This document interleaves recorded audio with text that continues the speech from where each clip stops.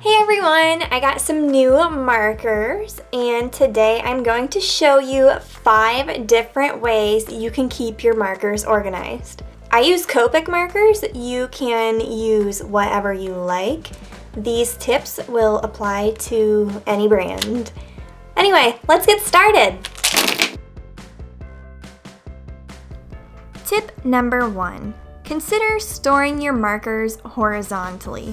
This may sound silly, but it significantly extends the life of your marker. If you're not sure what to use, just search for marker storage units or marker organizers online. I got mine on Etsy, but you can also make your own if you're not really feeling the whole buying a organizer kind of thing. Word on the street is they're pretty easy to make. Tip number 2. If you organize your markers by color family, it will actually be so much easier to find the color you want when you're using them. Sounds crazy, right? Well, when your desk gets a little messy, this can save so much time. I pretty much have my entire setup memorized by now, so it's really easy to find the colors I want. Plus, it's so much easier to clean them up. Next, consider making a color chart. You can buy these pre-made online for your marker brand, depending on what you use. Your marker brand probably offers one, or you could simply make your own.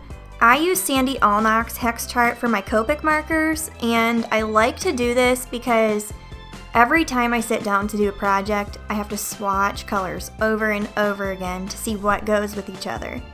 Well, if you have this chart in front of you, it can save you some time and you don't have to do as much swatching as normal.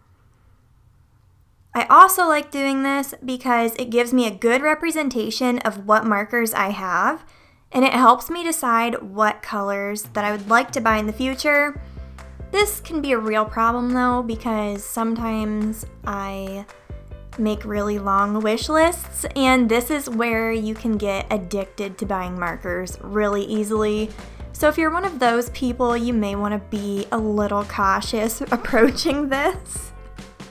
I really enjoy this though, and I think color charts are very pretty things to have in your art studio or just your art space in general as well. My wish list is super long, guys. I'm kind of ashamed to admit that because I feel very fortunate to have the markers I do. However, my wish list keeps growing, and that's the joy of having a color chart. It will grow and grow and grow. This particular hex chart is really nice because it gives the numerical code with the letter of the color family, and sometimes Copic changes their color names, so this is really helpful. Tip number 4, make a list of markers that are running low so you can buy refills or replace your marker.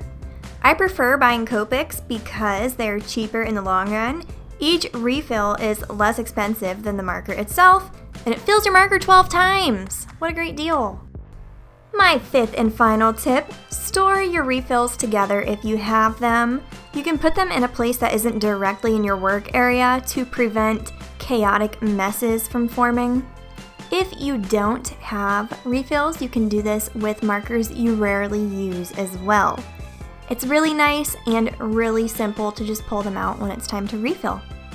Anyway, I hope you enjoyed these tips. If you want any other videos on advice and organization tips, let me know down below and I will try to make that happen. Have a good day, guys, and if you're new to the art family, feel free to subscribe. Bye!